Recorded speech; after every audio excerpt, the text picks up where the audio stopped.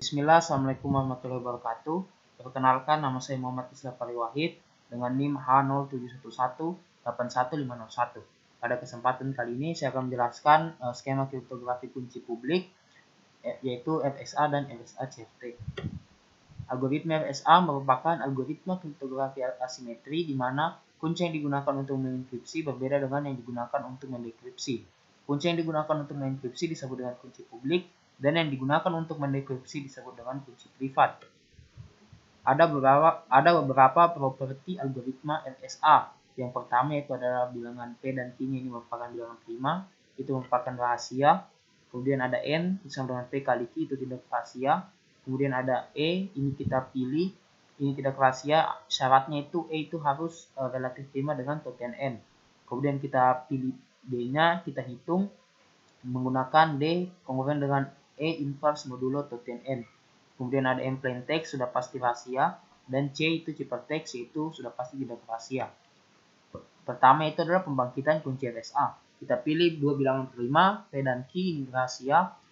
Pilih bilangan prima yang besar, kemudian kita hitung N-nya, P kali Q, hitung token N-nya, P kurang 1 dikali Q kurang 1. Kemudian kita pilih bilangan bulat E untuk kunci publik. Di sini E itu relatif prima terhadap token N. Kemudian kita hitung kunci dekripsinya, yaitu bisa dengan E kali D dikongruent dengan 1 modulo token N atau D kali E inverse modulo Fn. Hasilnya itu adalah kunci publik dan kunci privat, yaitu E, N dan D, N. Untuk enkripsi yaitu pertama nyatakan pesannya menjadi blok-blok plain text, yaitu seperti M1, M2, M3 dan seterusnya. Syaratnya itu M itu berada antara 0 sampai N kurang 1. Kemudian kita hitung ciphertextnya menggunakan rumus CI sama dengan MI pangkat E modulo N, yang dalam hal ini E itu adalah kunci publik yang sudah didapatkan. Untuk dekripsinya kurang lebih sama, yaitu MI sama dengan CI pangkat D modulo N. Yang berbeda itu hanya dipangkatkan menggunakan D yang merupakan kunci privat. Contohnya misalkan kita pilih P sama dengan 47 dan Q sama dengan 71.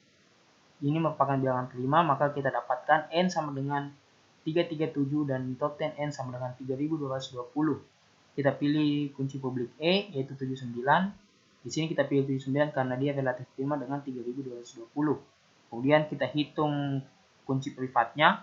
Di sini bisa menggunakan algoritma Euclid atau dengan perhitungan coba-coba.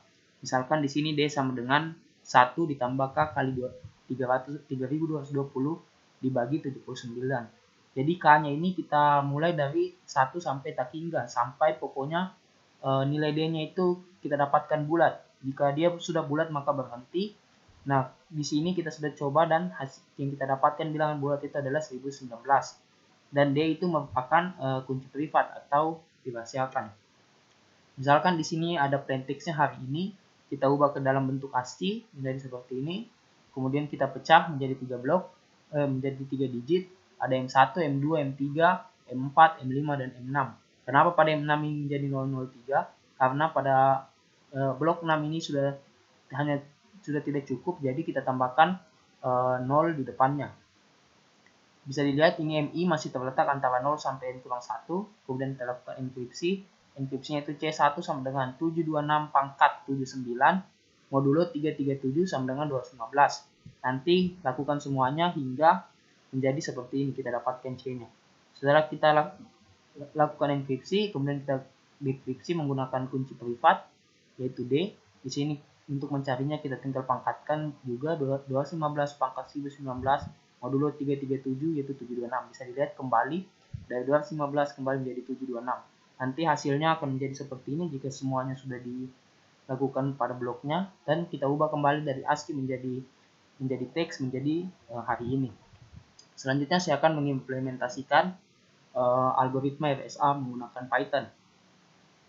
Bisa dilihat, jadi di sini ini merupakan fungsi char number, yaitu untuk mengubah bilangan char menjadi bilangan ASCII. Kemudian ada mengubah bilangan ASCII menjadi bilangan char. Lalu di sini saya buat inputan. Nah, fungsi pertama itu untuk mengecek apakah P dan Q itu merupakan bilangan prima. Kemudian yang kedua di sini ada fungsi GCD ini untuk mengecek apakah E itu relatif prima dengan token n. Kemudian di sini ada untuk menghitung private key. Jadi kita hitung private key dengan rumus kita melakukan perulangan. Kemudian di sini kita private key dikali e dan h-nya itu sama dengan d modulo token. Jika h-nya itu sama dengan 1, maka kita return itu merupakan private key. Tetapi jika bukan sama dengan 1, maka kita lakukan penjumlahan pada private key-nya, lalu dilakukan hal yang sama. Ini merupakan untuk menghitung public key-nya. Di sini misalkan kita lakukan dulu input p sama dengan key, p dan key, lalu kita cek, kita lakukan pengecekan menggunakan tadi method isPrime. Kemudian kita lakukan kita hitung n-nya, kita hitung token-nya, dan kita masukkan e-nya.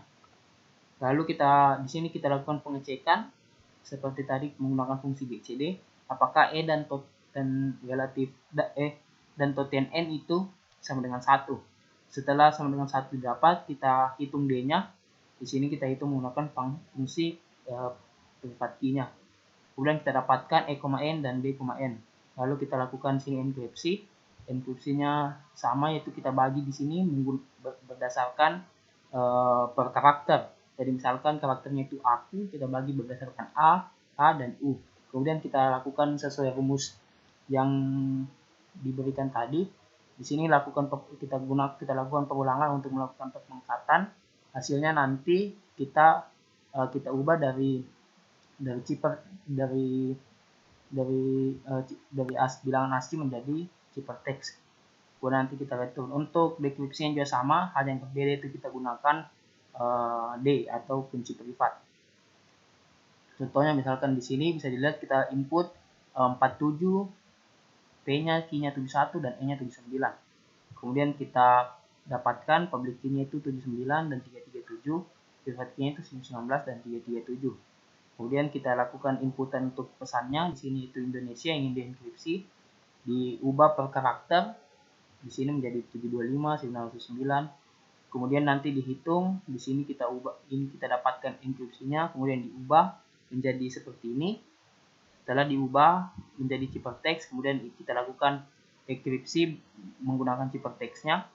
Di sini kita lihat, kemudian di sini dia akan kembali menjadi plain text-nya, menjadi seperti Indonesia. Selanjutnya saya akan menjelaskan tentang algoritma RSA CRT. Algoritma RSA CRT.